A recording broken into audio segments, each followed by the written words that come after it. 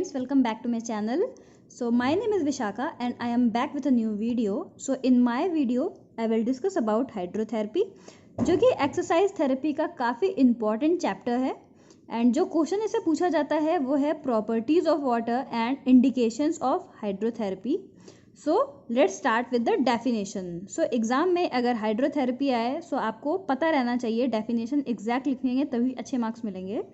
So hydrotherapy is defined as a procedure of using the physical properties of water for the treatment of a patient. The word hydro, which means water, and therapy, which means treatment. So by the help of properties of water, how you can treat a patient. आप पानी की physical properties को लेके कैसे एक patient को treat कर सकते हैं, उसे ठीक कर सकते हैं, हम सिर्फ हाइड्रोथेरेपी में वही पढ़ते हैं. So this is the diagram of hydrotherapy. Now here comes the goals of hydrotherapy. Main motto क्या है हाइड्रोथेरेपी का? सर्कुलेशन को इम्प्रूव करना एंड क्वालिटी ऑफ ब्लड को बढ़ाना, ये मेन गोल है इसका. This is important because blood delivers nutrients to and remove waste from tissues and organs. General therapeutic treatment use क्या है उसका? पेन को कम करना, swelling of injuries, fever, elimination of toxins, anti spasmodic and constipation. So these are the general therapeutic uses of hydrotherapy. अब मैं बात करूंगी इंडिकेशंस की, कहाँ कहाँ आप हाइड्रोथेरेपी का यूज़ कर सकते हो. सो वाटर में अगर किसी को खड़ा रखा जाए सो उसकी वजह से उसका बैलेंस एंड पोस्चर भी कहीं ना कहीं सही होता है. एंड वीक मसल ग्रुप्स में स्ट्रेंथनिंग लाना हाइड्रोथेरेपी का सबसे अच्छा काम है. रेंज ऑफ मोशन को फैसिलिटेट करता है एंड रेजिस्टेंस ट्रेनिंग में इनिशिएशन देता है. फिर वेट बियरिंग एक्टिविटीज़ की बात करूँ या आपकी कार्डियोवैस्कुलर सिस्टम की exercise, minimize risk of injury and reinjuring during rehabilitation. जब रिहेबिलिटेशन हो किसी भी पर्सन का देन वाटर में अगर आप उसका ट्रीटमेंट कर रहे हैं तो बहुत चांस कम रहते हैं इंजरी के. Enhance patient relaxation, post event recovery, immune enhancement, varicose vein, bronchitis, poor motor developments, general disability and stimulate circulation, improve coordination.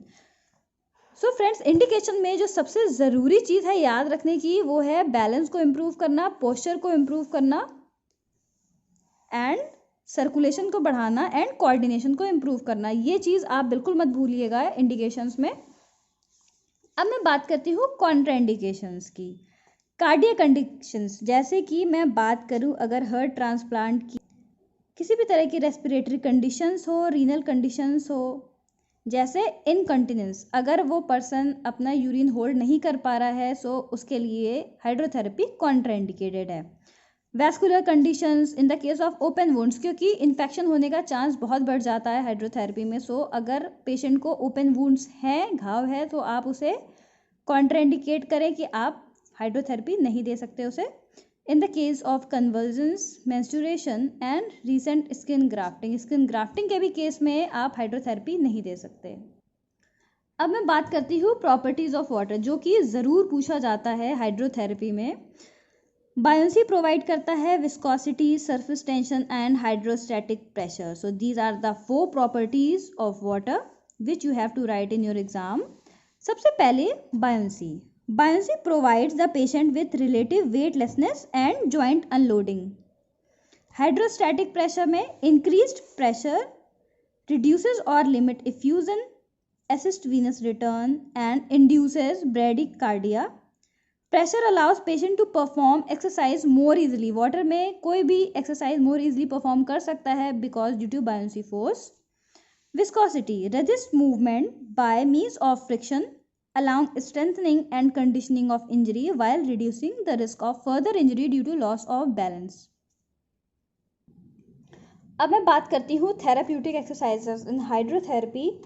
So general body movement, stretching, walking, ये आप नॉर्मली कर सकते हैं. कार्डियो वर्कआउट की बात करूँ so walk और run, backward और फॉरवर्ड और जंपिंग जैक्स भी आप वाटर में कर सकते हो. थोड़ा सा टफ है बट अगर पेशेंट को कोई भी प्रॉब्लम है, उसका कोऑर्डिनेशन, उसका पोस्चर बैलेंस कुछ भी खराब है, so by doing these exercises he can maintain his posture again.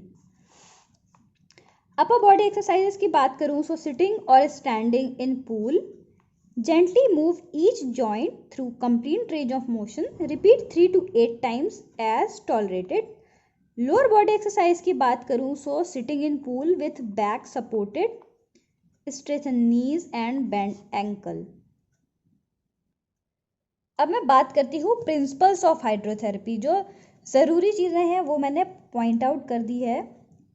Hydrotherapy के लिए एक क्वालिफाइड फिजियोथेरेपिस्ट होना चाहिए। पूल का टेम्परेचर 34 to 36.5 डिग्री सेंटीग्रेड होना चाहिए। वो एरिया वेल वेंटिलेटेड होना चाहिए, क्लीन और डिसइंफेक्टेंट होना चाहिए पूल में, और पेशेंट का एप्रोप्रिएट क्लोथिंग होना चाहिए। So these are the principles of hydrotherapy. Hydrotherapy must be given only by a qualified physiotherapist. Temperature should be 34 and 36.5 degree centigrade. The hall containing the hydrotherapy pool should be well ventilated. The pool and surrounding area must be cleaned and disinfected. Code of dressing and hygiene पे ध्यान रखना चाहिए। Given only when it is prescribed with consideration to age and conditions of the patient. So this is all what you have to write in the chapter of hydrotherapy. I hope this will help you out in your exam. So thank you for watching my video and keep smiling. Thank you.